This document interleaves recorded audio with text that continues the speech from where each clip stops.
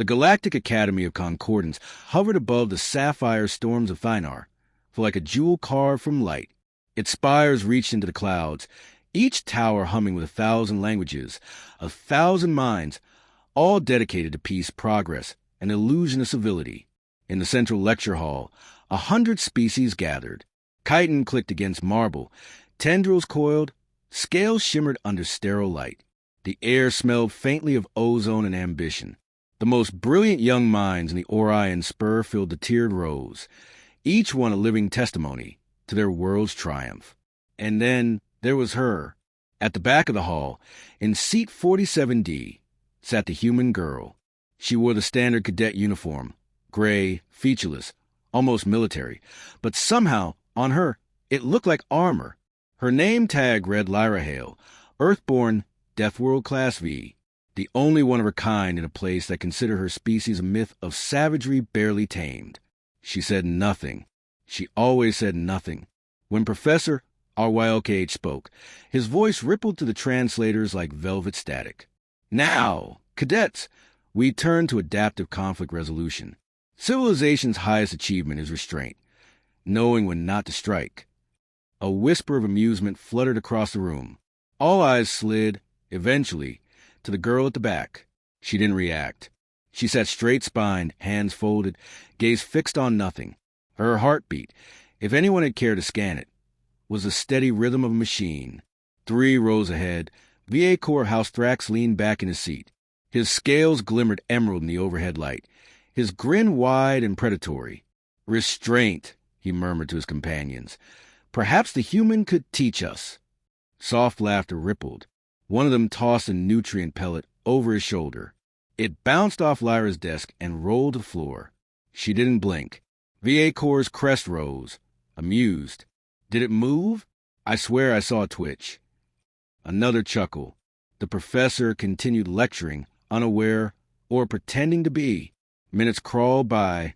The aliens whispered louder, emboldened by her stillness. Someone muttered, "Maybe she's dead. They say their world eats them young." Lyra's eyes lifted.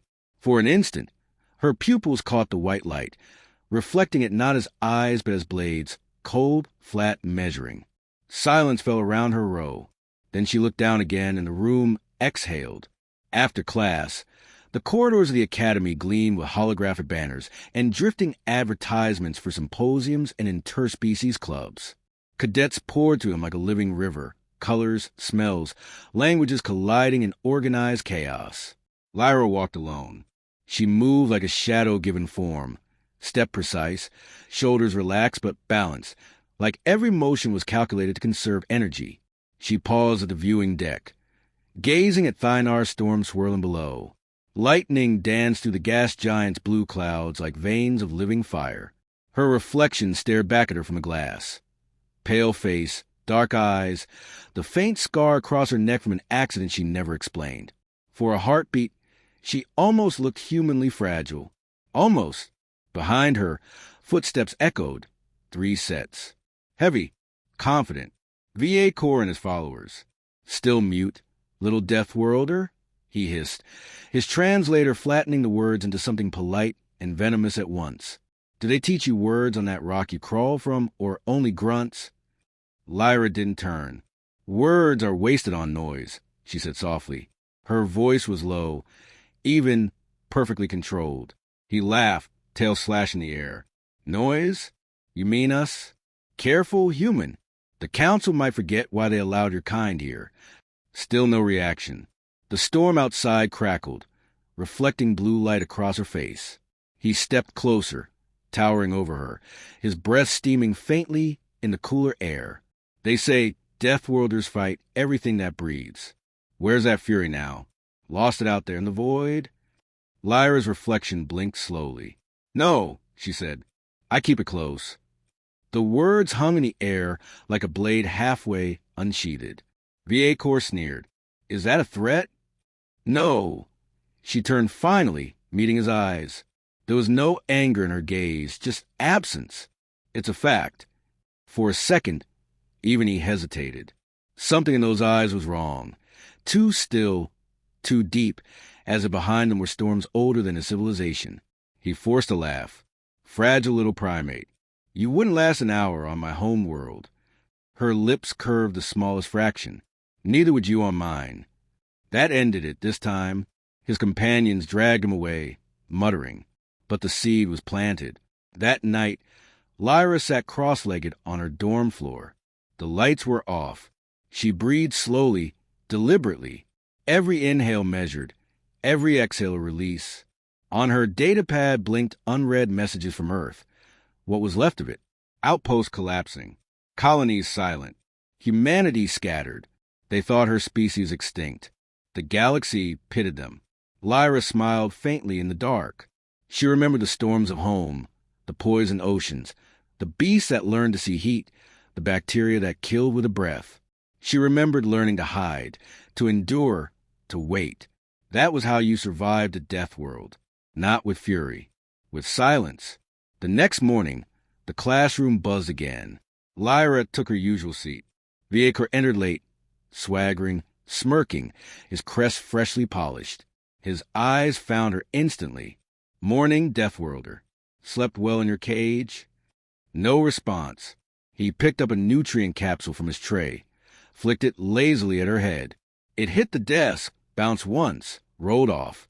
Still nothing. He laughed louder this time. See? Empty behind those eyes. The class joined in. The professor hesitated, sighed, and looked away. Peace through tolerance. After all, the human was strong. She could endure. Lyra didn't move, but her hand, resting on the table, flexed once, barely visible. Her knuckles creaked, the sound almost lost under the laughter. Her gaze fixed on nothing, but her heartbeat slowed further. Not yet, she told herself. Wait. Outside, lightning rolled across Thynar's atmosphere, painting the academy in flashes of ghostly blue. Inside, the quiet girl sat perfectly still as the galaxy mocked her. None of them noticed how the air around her desk had begun to hum. Faintly, almost imperceptibly, like the world itself was holding its breath.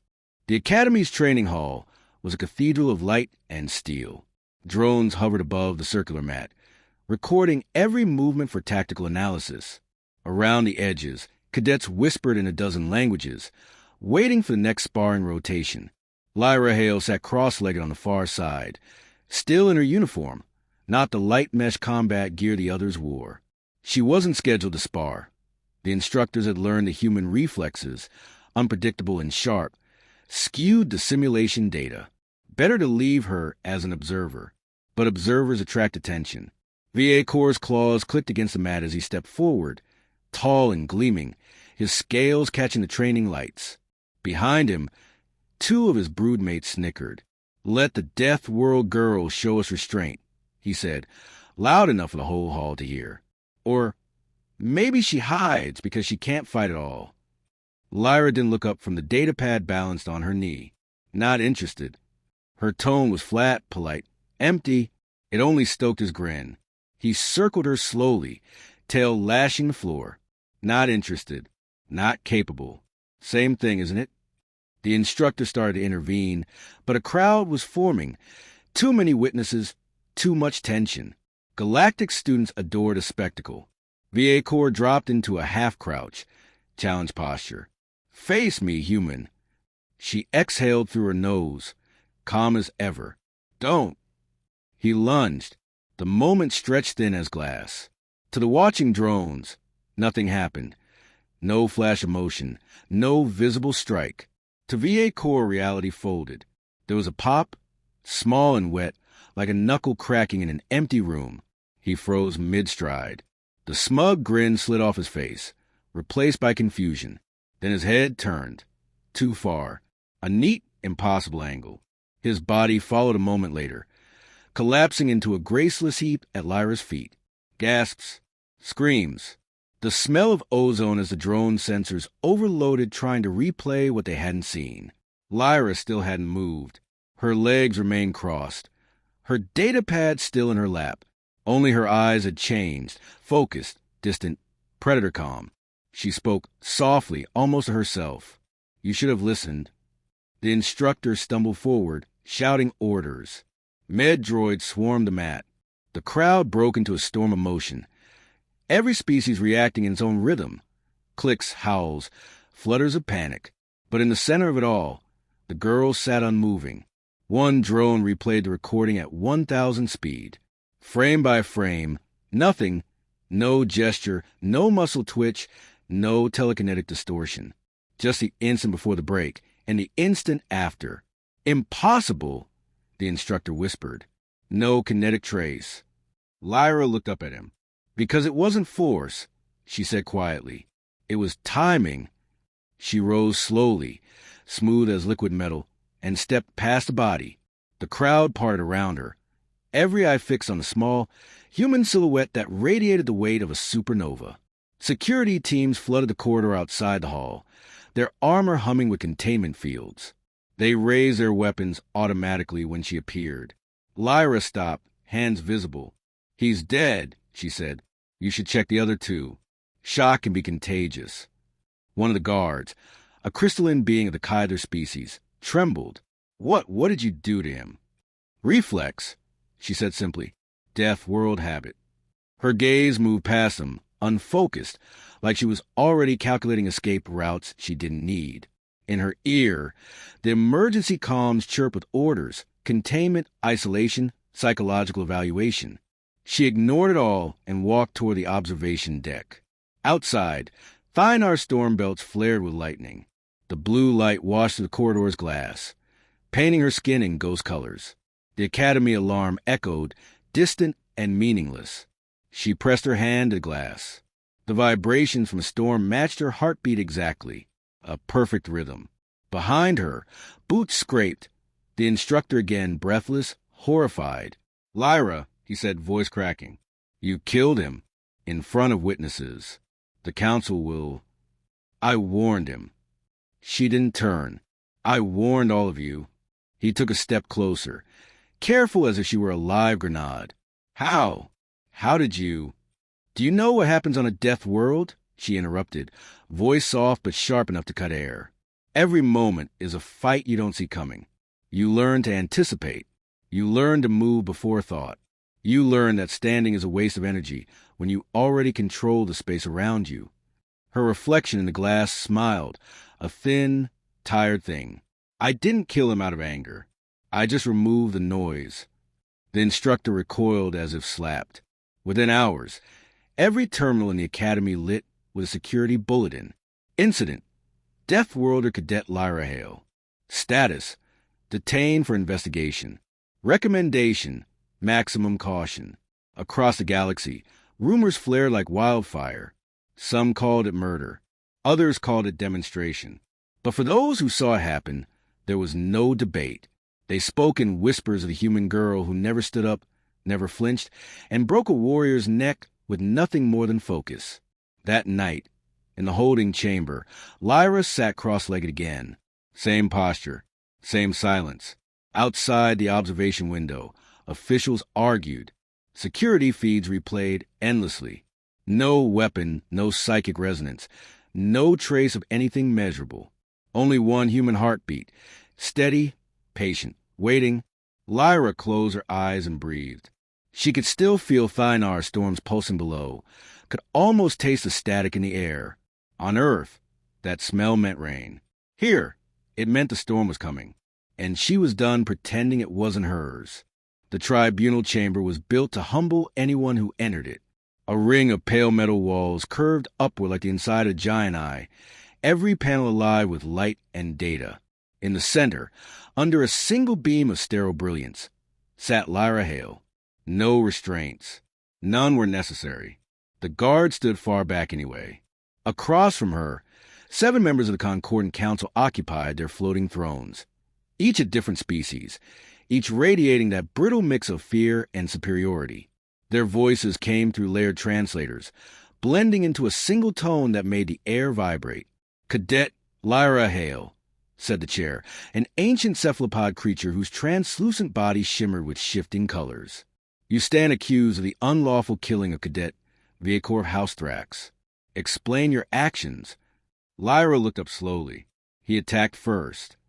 "That has been established," the chair admitted. But your response was disproportionate and unexplained. The footage shows no movement, no weapon, no known telekinetic energy. What did you do? I ended the threat. The counselors exchanged uneasy glances. One of them, a tall avian scholar, leaned forward. That does not answer the question, human.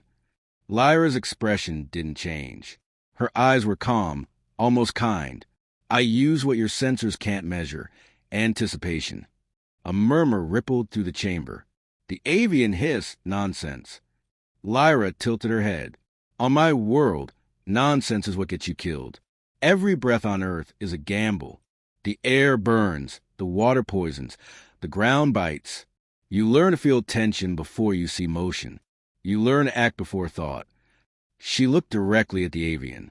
You call it instinct. We call it surviving childhood. The chair's colors flickered uncertainly. You claim instinct allowed you to break the cervical structure of a Thrax warrior from a seated position? Lyra considered, then shrugged slightly. Yes, and the rest was physics. Another counselor, a crystalline being, cut in sharply. This is impossible. No creature can calculate that kind of timing consciously. I didn't, Lyra said. My body did. You see, that's the difference between Deathworlders and the rest of you. You evolved in gardens. We evolved in the crossfire disasters. Her words rolled through the chamber, quiet but unstoppable. Your species learned cooperation to survive comfort. Mine learned silence to survive terror. The chair's tendrils twitched nervously. Are you suggesting all humans possess this capability? Lyra smiled, small and tired. Every child born on Earth learns where every thread in the room is, even when they don't know they're learning it. It's not power. It's the absence of luxury. A holographic feed shimmered to life beside her. Her medical scans, neural data, heart rhythm. The scientists on the upper decks murmured in disbelief. Her baseline adrenaline levels were higher than most species' combat peaks. Her reflex loop measured in microseconds. One technician whispered, "She's always in fight mode." Always. Lyra heard him. Not fight, she corrected. Prepared. Hours passed. Questions multiplied. The tribunal turned into a dissection. Do you feel remorse? Yes. For killing him? For wasting breath explaining why. That answer silenced the room. The chair's voice softened, almost pleading.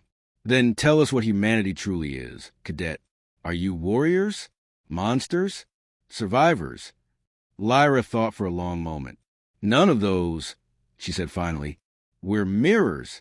The galaxy shows us what it fears, and we adapt. Outside the chamber, the news feeds howled. Human cadet displays lethal ability. Deathworld species classification already evaluated. Council in crisis mode. Across the core, governments held emergency sessions. Colonies near old human space began evacuations. Merchant guilds suspended all Earth origin contracts. The word Deathworlder, once academic, became a curse. In her observation cell that night, Lyra sat again in silence. The glass wall reflected 100 distant stars. Beyond them lay the cradle of her kind. Scarred, quarantined, misunderstood. A faint chime broke the quiet. Her datapad glowed with a secure message. No origin trace, no encryption signature. Only a line of text. You did well. The Council finally remembers why they fear us. Her pulse didn't change. She simply typed one reply. Wasn't fear, just demonstration. Then she powered the device down and closed her eyes. The next morning, the chair came to see her alone. You know, it said quietly, you could have been a great diplomat. Lyra looked up. Maybe I still am. The alien blinked several of its eyes. How so? Because no one here will bully another human again. Her voice was soft, almost kind, but the truth in it made the creature shiver. Later, as transport officers escorted her toward the holding shuttle, one whispered to another. What are they going to do with her? Lyra answered without turning. Study me. Contain me. Maybe fear me. It doesn't matter. Why? The officer asked before he could stop himself. She paused at the ramp. Because Deathworlders don't need armies, she said. We just need patience. She stepped inside. The doors hissed shut, and the shuttle rose into the night. Outside the viewport, lightning flared again over Thynar 4, illuminating the endless storm, violent, beautiful, and perfectly calm at its center. Just like her. The transport shuttle slid through the ion clouds like a ghost, its running lights dimmed to near invisibility. In the aft compartment, Lyra sat alone, hands resting loosely on her knees. The cabin's hum was steady, almost meditative. To the guards watching from the corridor, she might have looked asleep. She wasn't. Through the viewport, she saw the Academy shrinking to a silver pin above Thynar IV storms. Lightning flashed across the planet's surface, and in that strobe of blue fire she saw herself reflected. A small figure adrift in an empire that would never understand her kind. The intercom crackled. Cadet Hale, the Council has ruled for permanent exile. You are to be transferred to the Terran containment sector until further notice. Lyra's lips curved, not quite a smile. Containment, she murmured. That's what they always try first. The pilot's voice softened. I'm sorry. I argued for clemency. I know, she said quietly. You flinched slower than the others. When the shuttle docked, she was escorted into a wide hangar ringed with soldiers. Beyond them, a wall of reporters, dozens of alien species, lenses blinking like a swarm of mechanical insects. The Council wanted a show. The dangers human displayed, justice performed, order restored. Lyra stepped onto the platform and raised her head. No fear, no shame, just calm. The chair's hologram appeared above her. Lyra Hale of Earth. It intoned, You have reminded the galaxy why peace is fragile. Let this serve as warning. Violence, no matter the reason, will not be tolerated. Lyra waited until the echo faded. Then she spoke, voice amplified by the hall's own acoustics. I didn't start the violence. I ended it. That's what my species does. You mistake quiet for safety and forget that silence is what predators learn before they strike. A ripple of discomfort passed through the assembly. Cameras focused closer. Translators struggled to keep up. She went on. Your worlds teach comfort. Mine taught consequence. And every time the galaxy forgets that difference, someone like VA Corps reminds it too late. Security stepped forward, but the chair lifted a tendril. Let her speak. Lyra's gaze swept the crowd. Don't fear us because we survived hell. Learn from us. Every civilization reaches a moment where comfort becomes rot. You either adapt or you die. We adapted. That's all. Then she stepped down from the dais, surrendered her ident tag, and walked toward the transport waiting to take her beyond the core. Weeks passed. The story of the Deathworld girl spread faster than light. Some worlds banned humans entirely. Others began to study Earth's biology in fascination. A few extremists called for her execution, others for her recruitment. And somewhere, buried deep in encrypted channels, a different conversation began among the scattered descendants of Earth. They didn't call it rebellion. They called it return. Lyra's cell aboard the long-range prison barge was small but quiet. She liked it. The hum of the engines reminded her of wind through ruined cities. She spent hours meditating, listening to the rhythm of metal and gravity, waiting. One night, the lights flickered. A vibration ran through the floor, too rhythmic to be turbulence. She opened her eyes. The guards outside stiffened, hands to their earpieces. Static hissed over the comms. Then the stars outside the viewport shifted. Not drifted, shifted, as if space itself had bent. A new silhouette emerged from the void, angular, black, silent. No identification beacons, no drive signatures. Human design. If human design had learned to breathe. Lyra rose slowly. You came, she whispered. The comms burst alive with panicked voices. Unregistered vessels, multiple, closing fast. They're not answering hails. From her cell, Lyra heard none of it. The bars shuddered as a beam of pale light enveloped it. In the glare, her cell door melted open like wax. A voice, clear and calm, filled the cabin. Cadet Hale, your demonstration was received. Stand by for extraction. She stepped through the dissolving door, eyes reflecting the impossible light. Acknowledged, she said, Minutes later, the human ships vanished into silent warp. No explosions, no debris, just absence. When the Council's response fleets arrived, they found the prison barge adrift and empty. All logs erased. Only one message pulsed through every frequency, branded into the ship's data core. Do not provoke the quiet ones. Centuries later, cadets at the rebuilt academy would study the event as myth. The Deathworld incident. A lesson in restraint, in fear, in evolution. And sometimes, when the storms of Thynar rolled and lightning struck just right, professors swore they could see a human figure reflected in the glass, calm, watching, patient, waiting for the galaxy to forget again.